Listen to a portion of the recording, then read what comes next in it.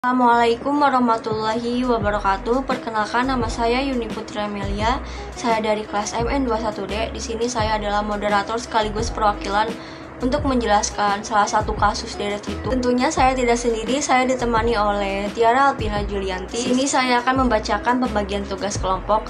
Yang pertama ada Amelia Ramadanti membuat saran, yang kedua ada Astin Dewi Khofifah perhitungan, yang ketiga ada Dimas Mausul Hakiki video dan editing, yang keempat ada Intan Padilla membuat PPT, yang kelima ada Ahmad Malik Bajar membuat kendala, yang keenam ada Siti Syahada Muplihat mewawancari penjual, yang ketujuh ada Tiara Alpina Julianti membuat tujuan dan video penjelasan, yang kedelapan ada Yuni Putri Amelia membuat video penjelasan, yang kesembilan ada Jaidan Rahadian membuat kesimpulan, yang terakhir ada Sabrina Sheila Fatimah Zahra membuat kasus.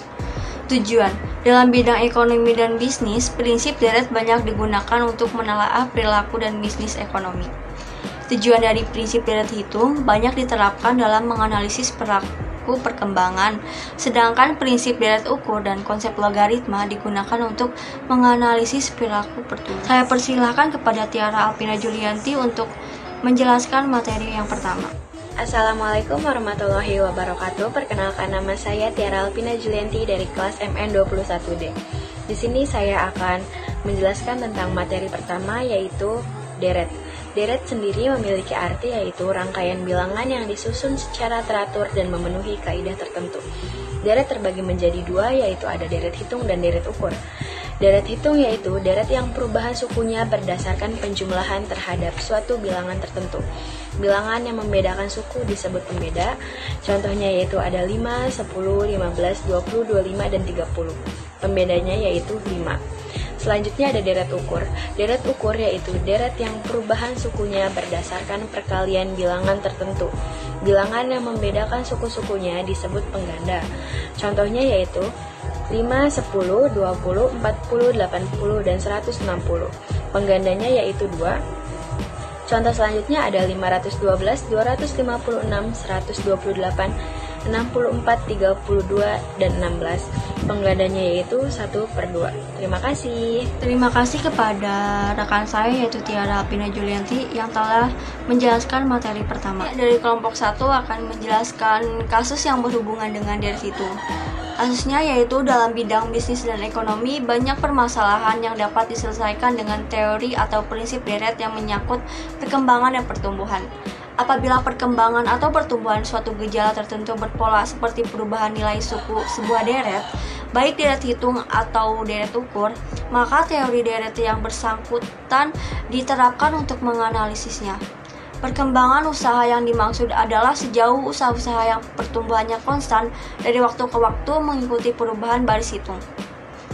Jika perkembangan variabel-variabel tertentu dalam kegiatan usaha, misalnya produksi, biaya, pendapatan, penggunaan tenaga kerja, atau penanaman modal yang berpola seperti deret hitung, maka prinsip deret hitung dapat digunakan untuk menganalisis perkembangan variabel tersebut. Berpola seperti deret hitung, maksudnya di sini ialah bahwa variabel yang bersangkutan bertambah secara konstan dari satu periode ke periode berikutnya. Yang kelompok 1 teliti adalah sebuah gerai bakso yang menghasilkan 250 porsi per harinya. Dengan adanya penambahan tenaga kerja, maka jumlah produk yang dihasilkan akan lebih banyak. Akibatnya, penjual dapat menambah produksinya sebanyak 150 porsi bakso setiap harinya. Jika perkembangan produksinya konstan setiap hari, berapa jumlah porsi bakso yang dihasilkan pada hari ke-15? Saya akan menjelaskan perhitungannya.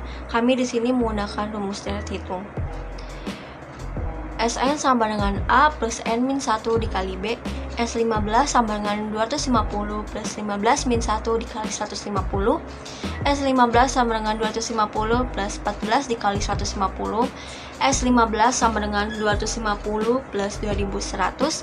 S15 sama dengan 2350. Jumlah produksi yang dihasilkan pada hari ke-15 adalah 2350. Juga menghitung dari hari pertama hingga hari ke-15, kami menggunakan rumus Jn sama dengan N/2 dikali A ditambah Sn. J15 sama dengan 15 per 2 dikali 250 plus 2350. J15 sama dengan 7,5 dikali 2600. J15 sama dengan 19.500. Jadi hasil perhitungan dari hari pertama hingga hari ke-15 adalah 19.500. Data lapangan perkembangan keuntungan usaha bakso selama 14 hari. Yang pertama ada hari Sabtu tanggal 2 Oktober 2021, jumlah produksinya 250 mangkuk.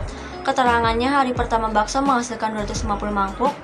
Yang kedua ada hari Minggu tanggal 3 Oktober 2021, jumlah produksinya 400 mangkuk. Hari kedua menambah produksi sebanyak 150 mangkuk. Yang ketiga ada hari Senin tanggal 4 Oktober 2021, jumlah produksinya 550 mangkuk. Hari ketiga menambah produksi sebanyak 150 mangkuk. Yang keempat ada hari Selasa tanggal 5 Oktober 2021, jumlah produksinya 700 mangkuk. Hari keempat menambah produksi sebanyak 150 mangkuk. Yang kelima ada hari Rabu tanggal 6 Oktober 2021, jumlah produksinya 850 mangkuk. Hari kelima menambah jumlah produksi sebanyak 150 mangkuk. Yang keenam ada hari Kamis tanggal 7 Oktober 2021, jumlah produksinya 1000 mangkuk. Hari keenam menambah produksi sebanyak 150 mangkuk. Ketujuh ada hari Jumat tanggal 8 Oktober 2021, jumlah produksinya 1950 mangkuk. Hari ketujuh menambah produksi sebanyak 150 mangkuk. Kedelapan ada hari Sabtu tanggal 9 Oktober 2021, jumlah produksinya adalah 1300 mangkuk. Hari ke-8 menambah produksi sebanyak 150 mangkuk.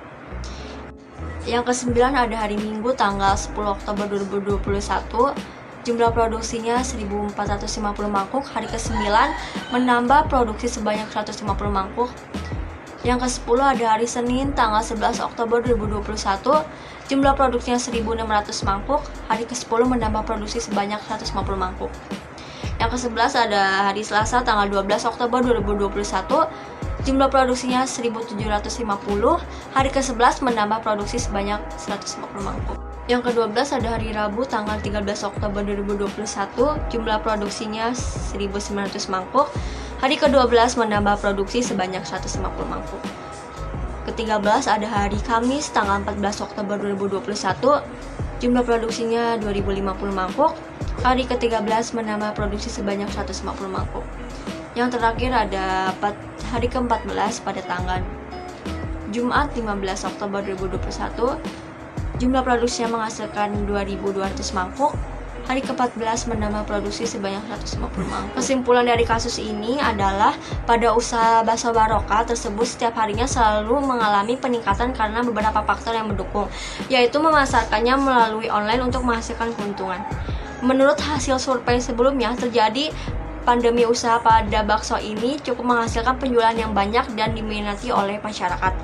Data perhitungan usaha bakso tersebut dapat kita terapkan dalam materi deret hitung yang dapat memudahkan kita untuk memahami materi tersebut. Dari kelompok kami yaitu, agar usaha berkembang di masa pandemi ini, kita harus lebih pintar lagi mencari pelanggan dengan cara mempromosikan di sosial media atau aplikasi online seperti GoFood, GrabFood, dan ShopeeFood. Kendala-kendala dari toko adalah kendala berjualan bakso di masa pandemi, berkurangnya pendapatan karena lebih sedikit pelanggan datang ke toko karena adanya PPKM.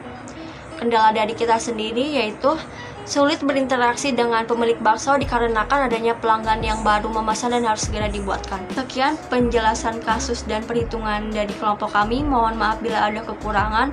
Wassalamualaikum warahmatullahi wabarakatuh.